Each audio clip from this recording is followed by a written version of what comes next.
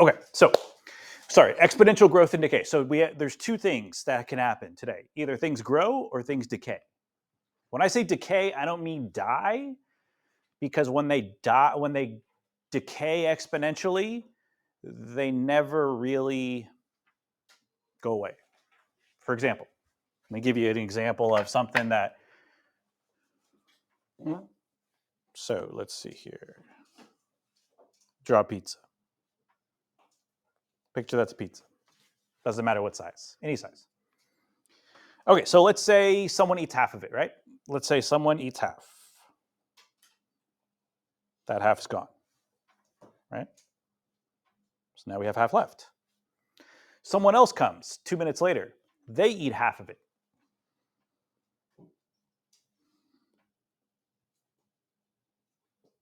That piece is gone, right? So only have a quarter of the pizza left, right? Someone else comes up a minute later. They eat half of what's left. Someone else comes up. They eat half of what's left. Here's my question. You get the idea. I could keep doing that, but you get the idea. My question is there ever going to be, will the pizza completely disappear? Will there be a time when the pizza completely disappears? So I get two answers. I get yes, obviously yes and no. If I keep taking half,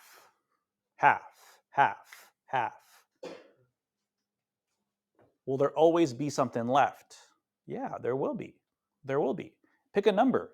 Divide by 2. Keep dividing by 2. Use your calculator. Divide by 2, divide by 2, divide by 2. All right, let's start with any number. Doesn't matter what number you want to start with. Pick any number. 4. Divide by 2. Divide by 2. Divide by 2. Divide by 2. Right? I can keep doing that all day. Now, will the number be big? No, it's going to be a decimal. But there'll still be something.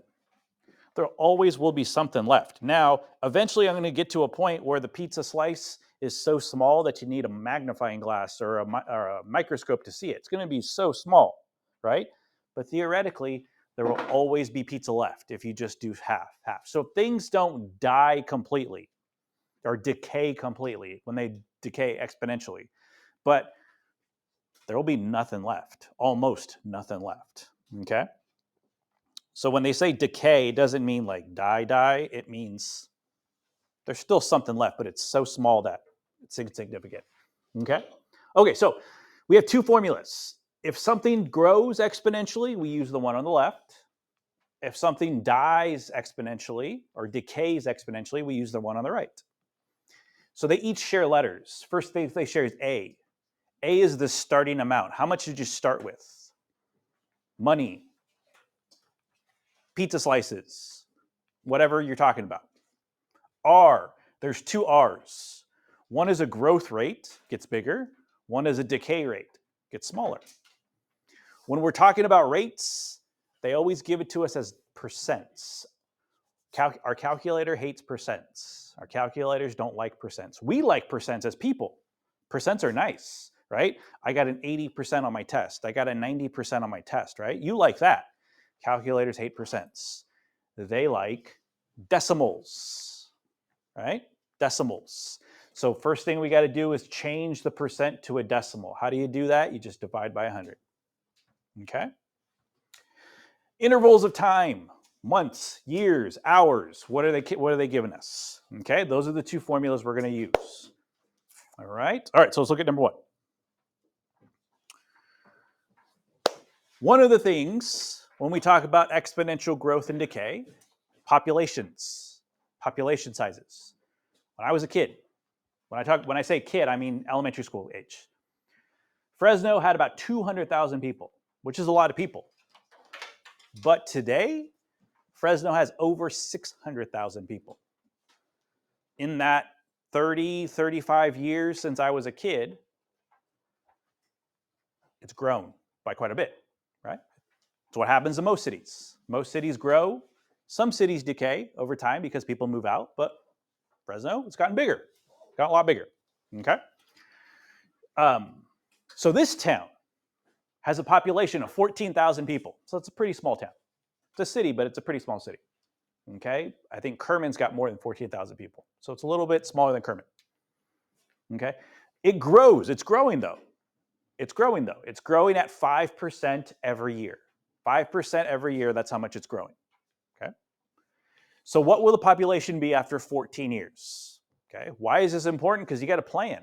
If you know your town's going to get bigger, you got to plan for it. You need streets, you need roads, you need maybe change stop signs to stop lights, right? You need to make the roads bigger, wider. You need to plan for businesses to be out there. You need, right? You need to eat. So you need restaurants, you need grocery stores, things like that. So you need to plan these things out. Okay. So first thing we got to do is decide if it's growth or decay. Well, this one's pretty easy to tell because it actually has the word growth. Grows, right? So we're going to use this formula here.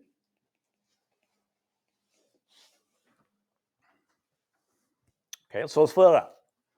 Y is going to be our answer. Y is the population after 14 years. Okay, so Y equals A, initial amount. How much do we have in the town right now? 14,000. 1 plus, the rate is 5%. We don't put 5 in there. We put the decimal for 5. How do you figure out the decimal? You divide it by 100. You get 0.05. You just go to your calculator, put the percent in, divide it by 100, you got your number. What is our time? Interval of time is 14 years, right? So that's going to be 14 up here.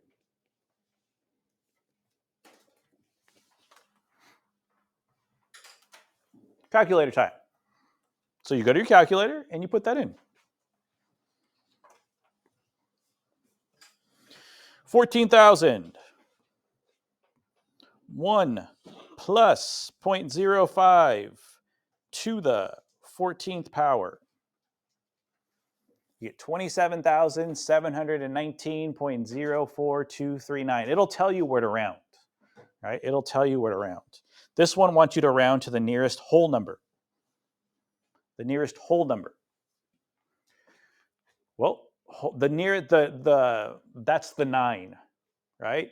So we look to the guy to the right. 0 says stay there. So it's going to be 27,719 people.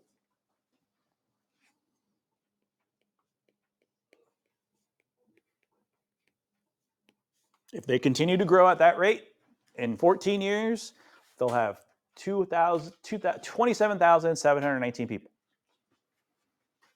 Okay? Which is a little bigger than Kermit. So they go from a little bit smaller to a little bit bigger. Okay? All right. Next one. A new car is purchased for $20,800. That's how much they bought it for. I don't know if it's new or used, but that's how much they bought it for. The value of the car depreciates. What does that word mean, depreciate? Means it goes down, yeah. Loses value. Depreciates means loses value. Cars are one thing that lose value over time. Pretty much every car you see on the road loses value every day, every minute, every hour, every day, every year. It loses value, right? Like if I were to buy a car for $20,800 and then tomorrow say, you know what, I really don't like it. Can I have my money back? They'll be like, yeah, sure, but we're not going to give you $20,800. They'll maybe give you $15,000. Like, whoa, I just bought this yesterday, because it depreciates over time. That's why if you buy a car, there's usually what they call a cooling off period, which means during that time, you can give the car back and they'll give you full price. I think it's like a week or so. Let's say you come back 8 days later. They'll say, no, sorry, we'll buy the car back, but we're not going to give you $20,800, maybe $15,000, $16,000, because it depreciates. It's no longer a new car. It's a used car, right? So the price goes down. Why am I going to pay you top dollar for a used car? I don't care if it's used for a day, a week, a month, a year, it's still used. When I can go buy a freshly brand new one that hasn't been used for the same price, right? It's just economics. So yeah, cars, like I said, almost every car loses value. The only ones that don't lose, there's two types that don't lose. Super rare cars. Super rare, like old custom cars. If a lot of people like it, and there's not many of it, supply is down, demand is high. That means price goes up. And then the other one that doesn't depreciate, it depreciates, but not as much as if you don't pay much for a car. Like if you buy a car for cheap, well, there's not much to depreciate. So you can pretty much, like if you buy a car for $5,000, treat it right, get the oil changed, treat it right the way it's supposed to be, don't drive it crazy. In a year, you could probably get close to $5,000 because it doesn't depreciate that because it's already pretty low. Okay? But like I said, most cars depreciate. So what is the value? So it depreciates at that percent. So what will the value of the car be to the nearest cent after 13 years? Well, since depreciate means lose value, we're going to use this formula now. Okay, so we want to know how much it's going to be worth after 13 years. So we're going to use this formula here. Okay, so Y is going to be our after 13 years. We bought the car for $20,800.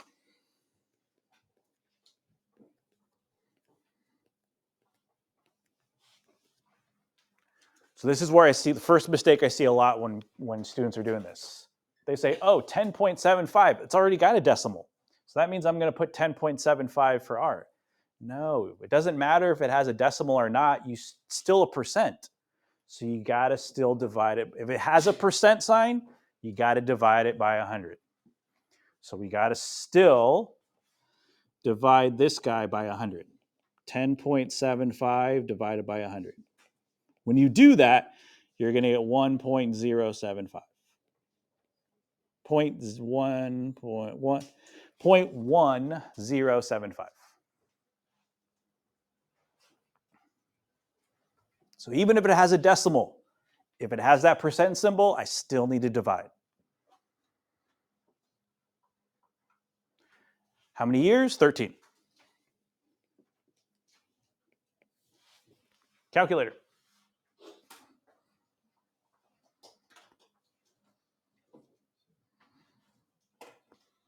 $20,800 parentheses 1 minus 0.1075 to the 13th power.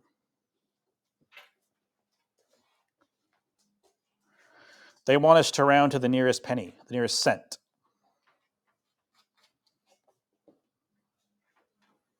Which number is in the cent spot? 9, right? 9 is in the cents, the penny spot, right? So right behind it is a 5. Right to the right of it is a 5. So that means we're going to round up. So instead of 9 cents, it's going to be 10 cents.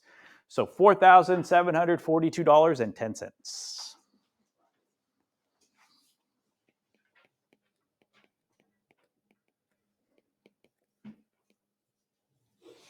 Okay, it's still worth something, but a fraction of what I paid for it. Right? That's why they say cars are not investments. Homes are investments. Properties investments. They go up over time. But not cars. You don't want to. They don't consider those. They're just cars are just get me from here to there, right? It's nice to have a nice car, but it's not a wise investment. Okay.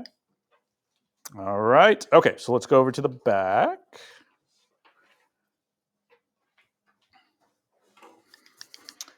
So an element with mass 210 grams. Elements are just anything that has life. People, trees, grass, flowers, anything that has life to it. cells, whatever it is. So an element has mass of 210 grams. That's not a lot. Decays, so there's our word decays, by 8.3% per minute. So it's going away pretty quickly. It's losing mass pretty quickly. How much of the element is remaining after 15 minutes to the nearest tenth of a gram? Okay, so it's decay. So we're going to use the decay formula.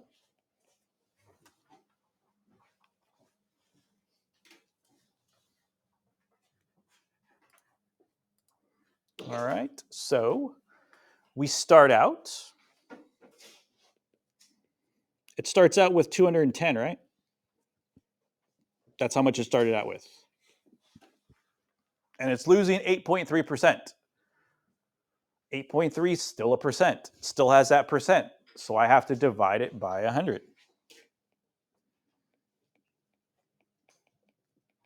You get 0.083. 0.083. And then after 15 minutes.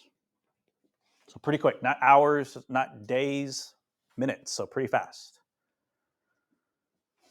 Calculator.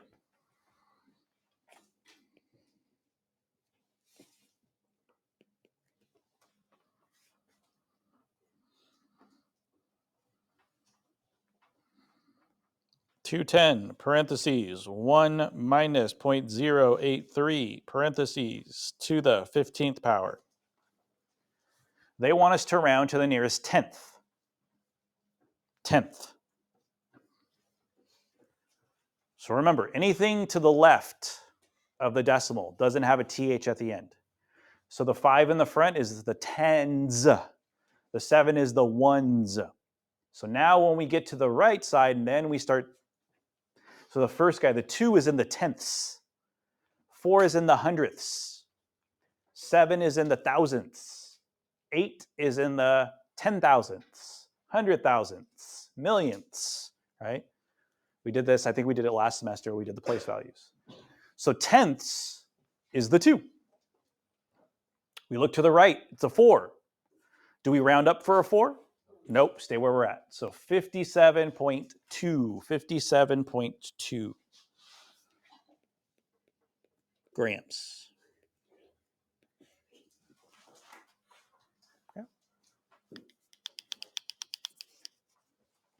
Okay, that's the first type of problem. Next type of problem. So this part, it's nice because they already give you the equation. Yep. What? Oh, I was just going to ask. Oh, yeah, what's up? On the test and stuff, like, Yep. Instead of just putting the answer, are we also labeling what it is and how you have to? Yeah, always label. Yeah, always label. I'm not going to take off a lot of points, but maybe like half a point or something like that for labeling. Anytime they give you like grams, hours, whatever it is, yeah, you should always put that. Okay? You should always put that. I'm not going to take away a lot of points for it, but like I said, that's one thing that maybe like half a point. Okay? Okay, so next guy, equation. They've given it to us. 600 is the initial. My question is, this is where you got to start using your head. You got to start thinking. Does this represent a growth situation or does it represent a decay situation? And how do you know? Decay. It is decay. How do we know? 75 is lower than a whole. There you go, right? What's the difference between growth and decay? The only difference is growth has a plus in the middle, decay has a minus. One means add, one means subtract. What are we subtracting both? What are we adding or subtracting? One whole, right? So if we're adding 1, shouldn't this number be bigger than 1 if it's growth? And if we're subtracting 1, shouldn't this number be less than 1 if it's decay? That's how you can tell. Okay? So on the inside of the parentheses, if it's bigger than 1, it's growth. Less than 1, decay. This guy is decay since it's less than 1. Okay, so that's the first thing. They want us to know if it's growth or decay. We said it's decay.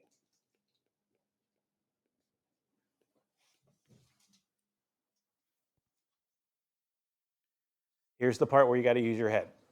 There's the mental math. Some of you guys that like to use your head instead of show and work, this is where mental math is going to come in. What was R? So we know we're over here now, right? What was R? What percent was R?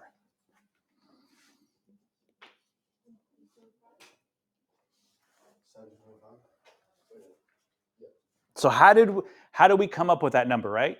The number on the inside of the parentheses should be 1 minus R, right? That's how we came up with that number. We said 1 minus a decimal, right? So what number would we subtract from 1 to get 0.75? 0.25. 1 minus 0.25 equals 75. That's the number we subtracted. Right? So if you don't know that, let's say you don't know that. There's another way to do it. I'll show you right now. Solve it. We know our finished answer is 0.75. How do we know that? Because it's in the inside. We know it's decay. So solve it for R. Subtract 1 from both sides. Negative 0.25. Divide by negative 1. R is 0.25. So either way, you can do it by your head, or you can just do it using an equation. But that's the decimal version. How do I figure out the percent? The decimal 2 times the left. Yeah, which is just multiplying by 100, right? Multiply by 100. Multiply that number times 100, and you get 25%. That's how much it was decaying by, 25%. Okay. Okay, so let's try another one. We're going to try one just like that.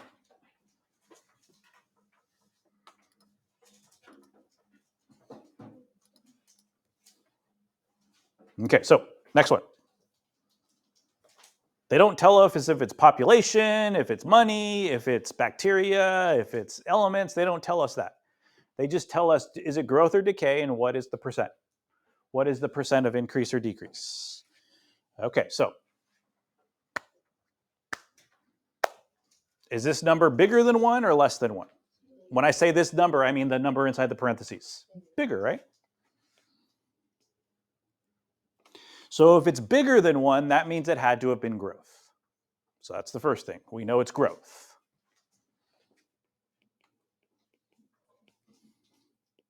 So next thing is we have to figure out what percent it was. Well, since it was growth, we know to come up with that blue number, I had to have used this equation, right? 1 plus R. And the answer was 1.362, right? So what I'm trying to figure out is what plus R, or 1 plus what number makes that number? Subtract 1 from both sides. It's going to be oops, don't want that.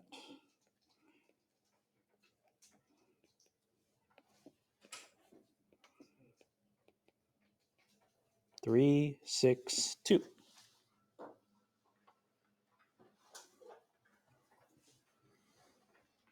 Okay. But that's the decimal version.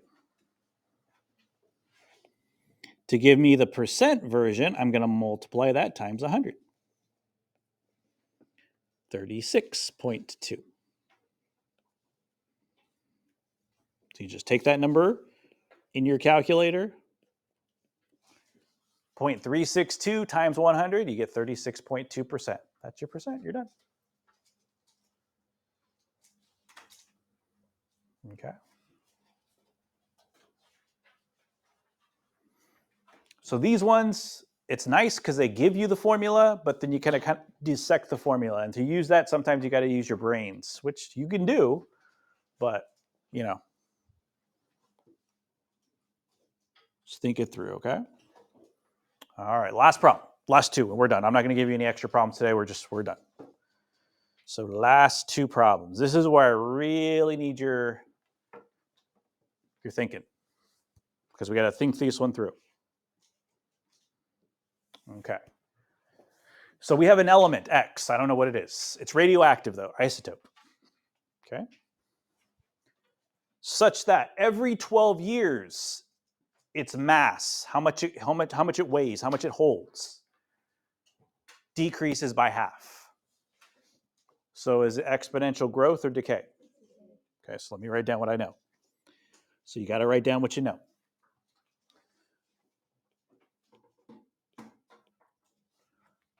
It's going to be the minus one, right? I haven't put in A yet because I don't know what A is. Given that the initial mass is 900 grams. Well, there's my initial right there.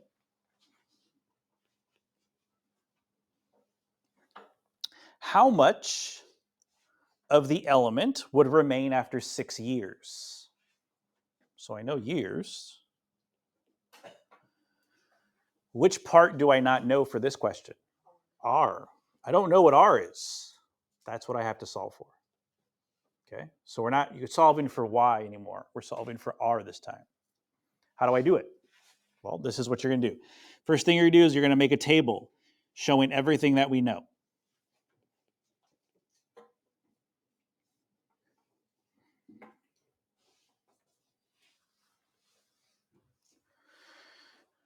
At the start, there's 900 grams. So what do I put for X? When X is what? I have 900. Not 1, you're close. At the starting line, I'm at 0, right? I'm at 0 at the starting line. That's kind of what this is. At the starting line, I'm at 0. So initial amount, starting amount is always going to be 0. And then what they say, it decreases by how much? By half every. So in 12 years, how much is going to be left? 450, right? And then in another 12 years, how much is going to be left? 225, right? And I can keep going, but I'm going to stop right there. So I do know something. I just don't know what R is. So what the first thing I need to do is solve for R. So what I'm going to do now is I'm going to plug in one of these points, X and Y, for X and Y. I'm going to use this guy right here. This X and Y right here to do that. So when I plug in 450 for Y,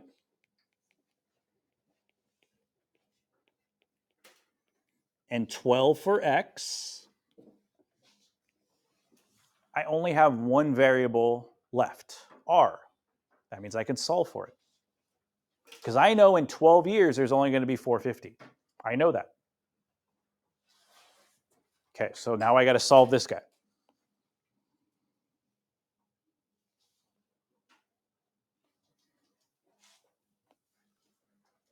Can I do distributive property? No. Why not? You're right. Why not? Because of the power, right? The power is 12. If the power wasn't there, or if it was a 1 power, go for it. But I can't. So instead of distributing, what's the opposite of distributing? Dividing. I'm going to divide by that same number. Since I can't distribute, I'm going to divide.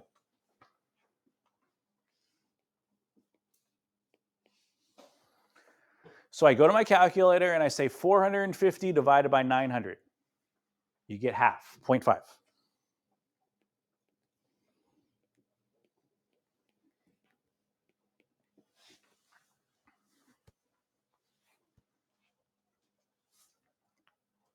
I want to solve for R. R is the guy I'm trying to solve for. But right now it's inside the parentheses. So I need to get rid of the parentheses. So that means I need to get rid of that power. If I could get rid of that power, I'd be fine. So what's the opposite of 12th power?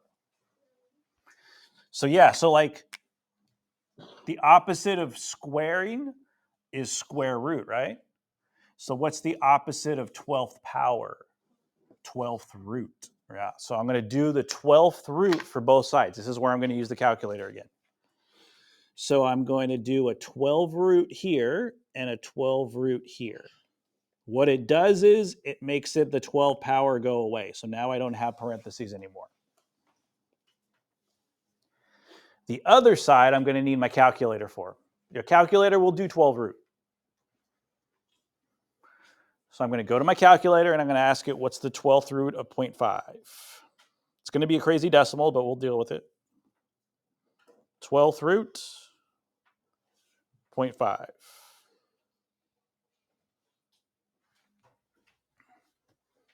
0.94387433127. I'm not going to write all that down. I'm going to write down the first four numbers.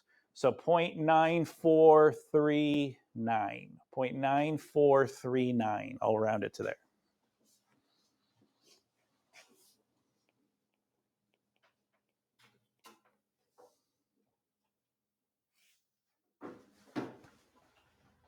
Okay, so I got the parentheses away from R, which is nice, but I still haven't got R by itself. What do I have to do next? Add one. Don't add, you're close. Not add one, and one's positive, so I'm going to subtract one. So you're going to subtract one from both sides, one whole.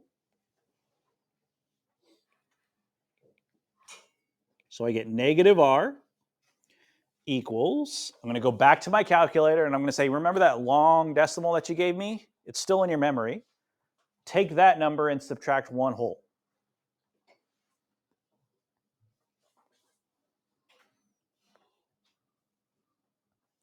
Take that long number that you had and minus 1.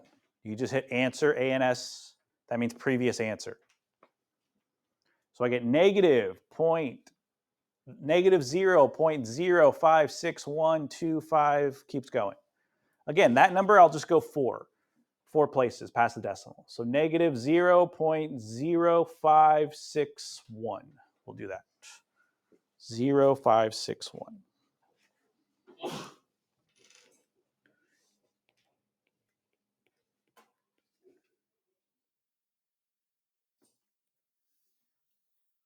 Almost got R by itself. What's the last step to do to get R totally by itself? Divide by negative 1, right?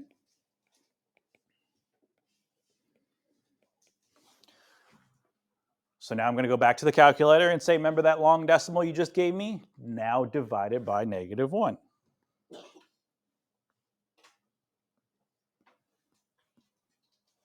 And it just makes the positive version of it. That's R. That's what R is going to be.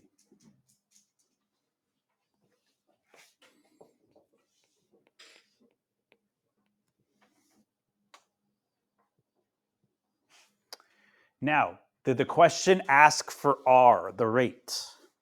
If it did, that's my answer, move on. My question asked for, in 6 years, how much is going to be left? So how do I figure that out? Well, I know R now.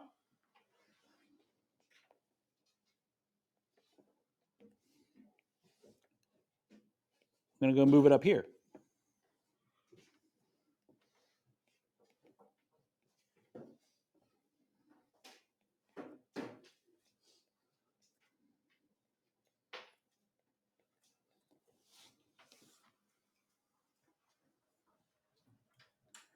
Now I can just use it like I did the first 3 problems, right? Now it's ready to go.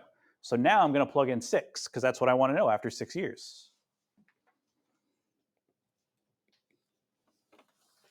Go back to the calculator one more time, and we're going to redo. We're going to round to the nearest whole number. Okay, so watch what I do. Watch what I do first, and then you can do it on your own. 900 parentheses 1 minus. Well, that rate is still there. That's the number I want to go in here. So I'm going to say previous answer to the 6th power. to the nearest whole number, 636. The number to the right is 3, so it's going to stay at 636.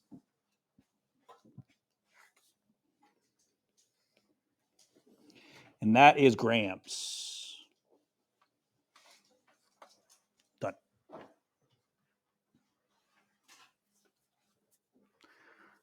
The last thing to do is check that answer. Does it fit the pattern? If I were to put 636 where that question mark is, does it fit how it's going? Right? Aren't I going down 900, 450, 225? That number should be in between 900 and 450. It's right in between, right? So it fits. It fits with the pattern. It's not bigger than 900. It's not smaller than 450. So yeah. If you do the first four, like you were doing Yeah. before, Yep.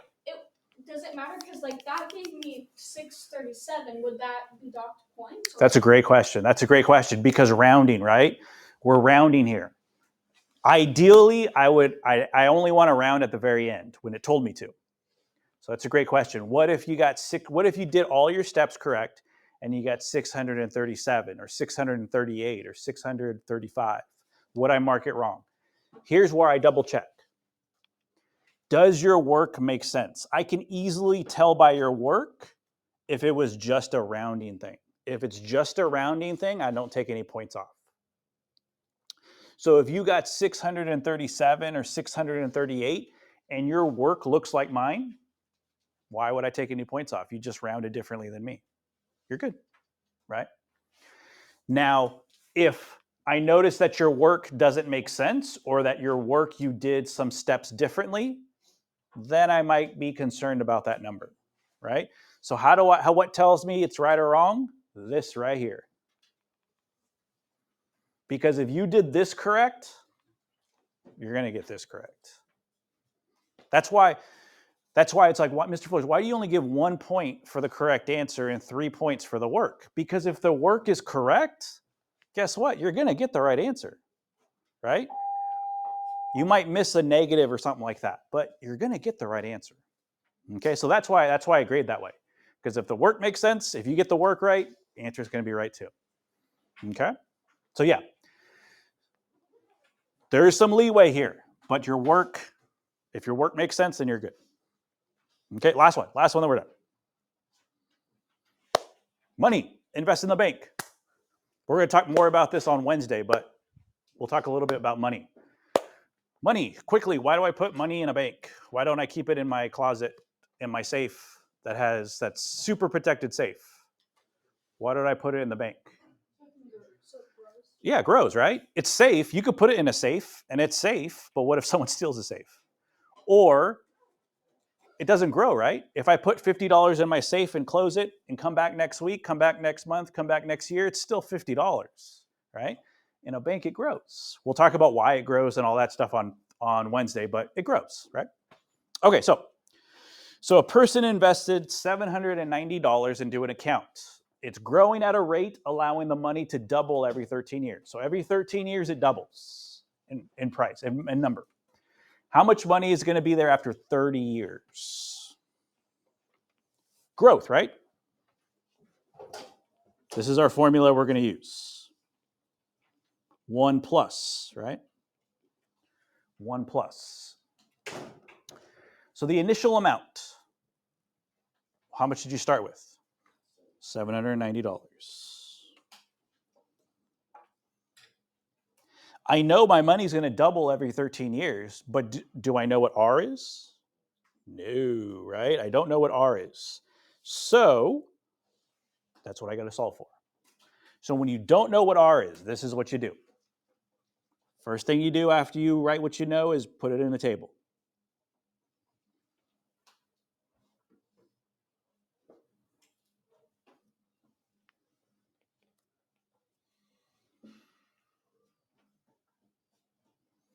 Start with initial. 0, right? At the starting line. How much money did I have at the starting line?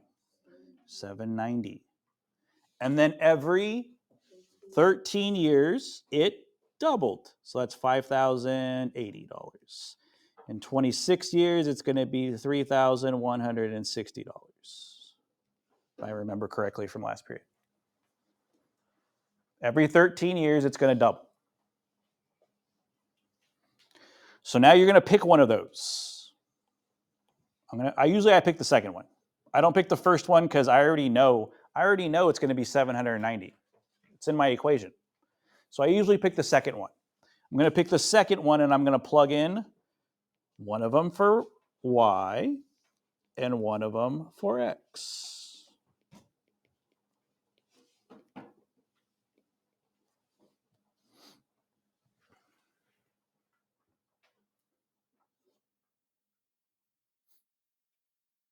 Can I distribute? Nope. So what do? I do the opposite of distributive property. Divide, just like I did the last time. Divide by 790.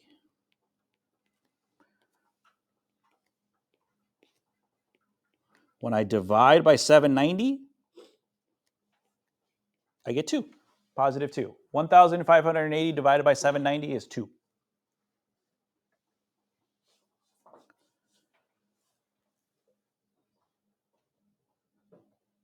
How do I get rid of the power? Not square root, 13th root, right? This guy needs a 13th root because it's got a 13th power. So I got 1 plus r, and then I'm going to go to my calculator to figure out what the 13th root of 2 is. It's like point something, or 1 point something, I should say. 13th root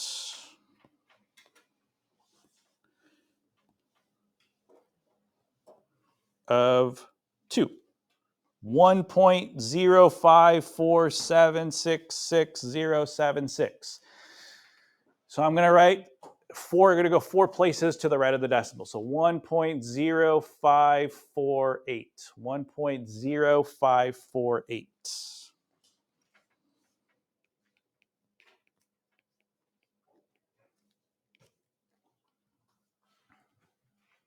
How do I get r by itself?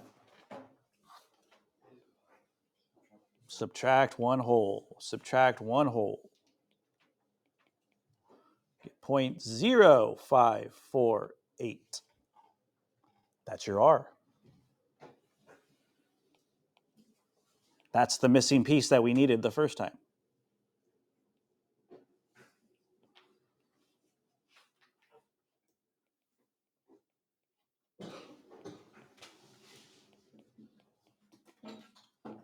Now, they wanted to know 30 years, right? So now I can plug in 30.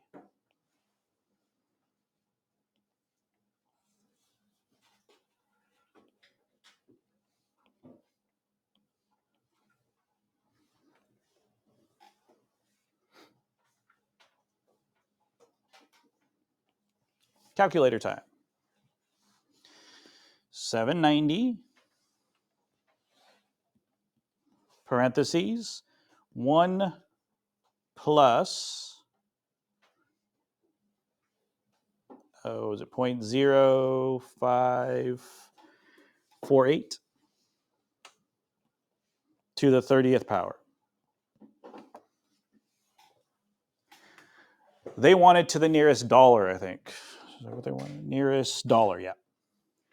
So $3,915, since it's 99 cents, that means round up. So $3,915. That's how much you would have after 30 years. Okay. All right. Okay, so tomorrow we're going to do a little bit of practice, just like we always do. And then Wednesday, brand new set of notes, and then go from there.